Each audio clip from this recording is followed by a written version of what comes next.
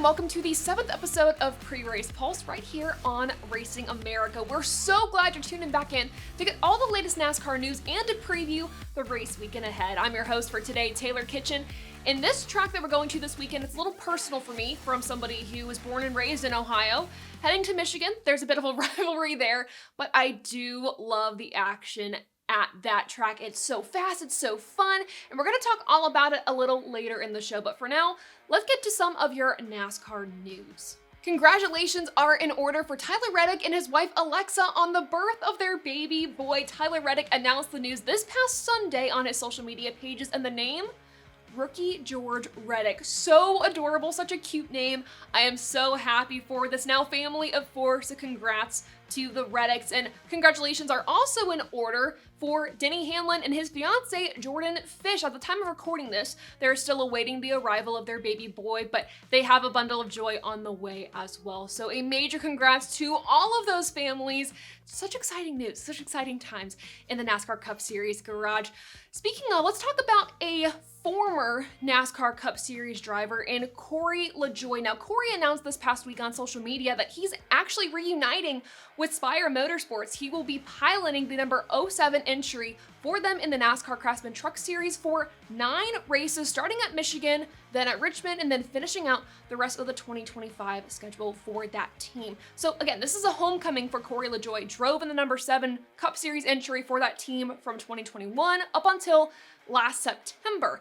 And on top of this homecoming, it's a pretty big deal because the 07 is in contention for an owner's championship. Spire Motorsports is going to look to Cory Lejoy to finish this out for the team. Now, the truck needs to be top 10 in owner's points to be able to compete for this championship by the time the Richmond race ends. Right now, according to NASCAR.com, they are sitting 9th in those owner points standings going into Michigan. So other drivers will be in the truck between LeJoy's ride at Michigan to when he goes again at Richmond, but they're going to look to Cory Lejoy to really finish this out. And I think this is a smart move for the team. If they want that owner's championship, what better to go to than a driver that you have a good history with, a driver that you know can get the job done, and that is Cory Lejoy. So Cory Lejoy back with Spire, but in the Truck Series for 9 races, starting at Michigan. Speaking of Michigan and the Truck Series, let's talk about our hot topic for the Michigan race weekend, which is the Truck Series. It's the first time since 2020 that this series has been back to Michigan. And if you think back to 2020 for the NASCAR Craftsman Truck Series, that's when it was still called the NASCAR Gander RV and Outdoors Truck Series. So a complete throwback. A lot of drivers in the field for this weekend's race were not even in the field in 2020. You think about, I think it was only 10 drivers that I counted that were in that 2020 race that will be competing in the field this weekend. One of those drivers was Tanner Gray, and he finished the best of the rest in 3rd.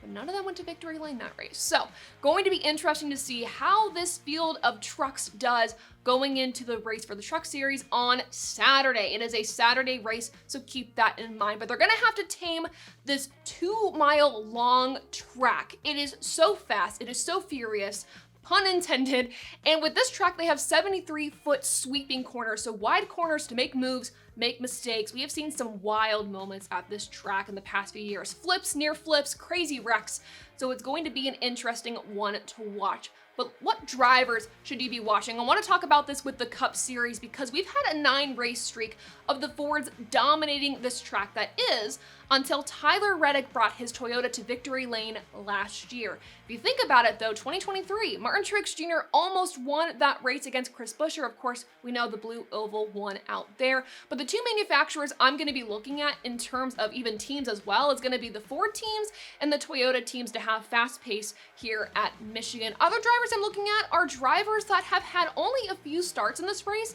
but made the most of it. Talking about Zane Smith, Ty Gibbs, and Carson Hocevar all finished inside the top 10 in their starts, and Ty Gibbs finished in that 3rd position last year. So really interesting to see how these newer drivers to the Cup Series are going to do. Ty Gibbs has most starts out of that group there with 3, and for Ty Gibbs, he needs a good weekend. He has 5 consecutive finishes outside the top 15 over the past 5 points-paying races in the NASCAR Cup Series, so he desperately needs a good weekend.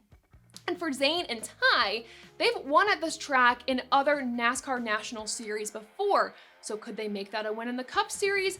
I don't know.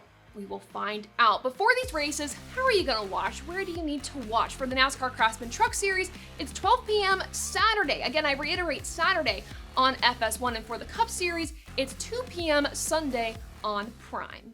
The time has come to get to our race-winning picks for the Truck Series. I know it's so easy. It is so incredibly easy to go with Cory for this weekend because he is so dominant in that series right now. Nothing phases him. He could win at any single track. You also look at his teammate Tanner Gray, who was successful here in 2020.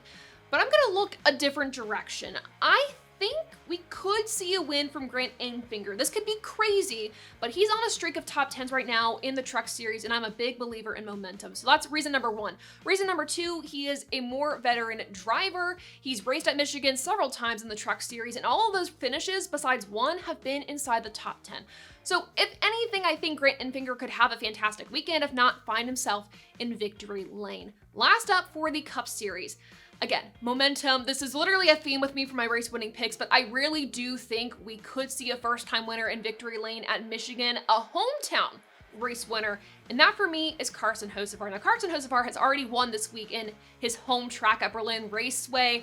Maybe he could pick up a win in the Cup Series, and what better way to do it than at his home track. He's been so consistent this season. I know he's had a lot of bad luck, but he's been inching closer and closer to a win, and I think he can get that number 77 Spire Motorsports Chevrolet to victory lane for his first career victory in the Cup Series. But what are your race winning picks for Michigan? Let me know in the comments below. And thank you all so much for tuning in today to this episode of Pre-Race Pulse right here on Racing America. You can catch new episodes of the show every Thursday at 6 p.m. Eastern Time right here on this channel.